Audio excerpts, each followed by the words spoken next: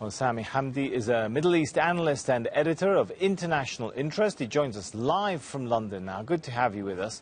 How seriously, first of all, should one take the threat coming from Iran?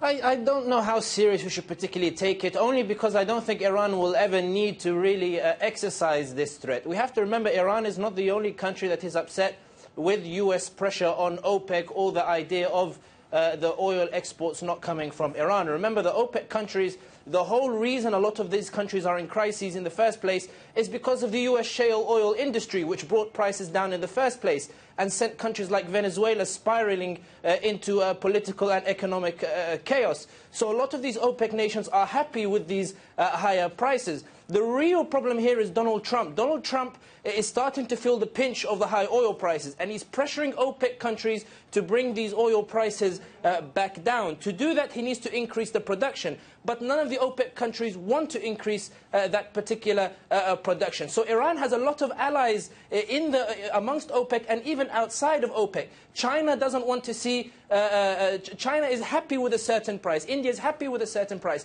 Trump is the only one with real major complaints. So I don't think Iran will need to exercise any of this at all. At the last OPEC meeting, many of the OPEC countries called out Saudi Arabia and the UAE for essentially trying to implement Trump's agenda. The narrative that Saudi Arabia and the UAE... We've heard the UAE saying now that it's going to increase its production. I mean, is that a political rather than a market forces-driven decision?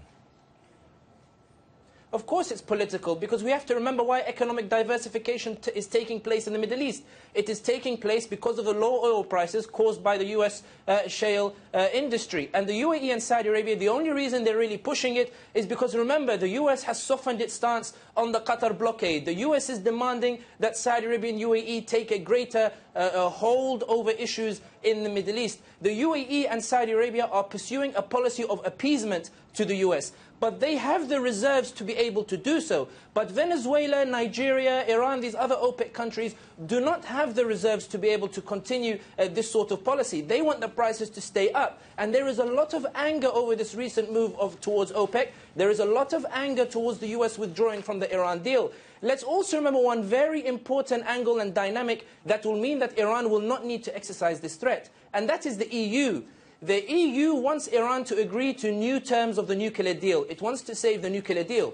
The reason Trump wants OPEC, wants oil prices to go down, is because it is impacting his policy of imposing tariffs on the EU and on other countries. It's affecting the US economy domestically in a way he did not foresee. So the EU will be keen to ensure Trump feels maximum pressure from his policies in order to get him to back down on issues such as the tariff. So they will be very keen to ensure that Iran comes on board, that Iran is not threatened, that Iran has some sort of lifeline. So in other words, it's the world versus Trump, Saudi Arabia and the UAE.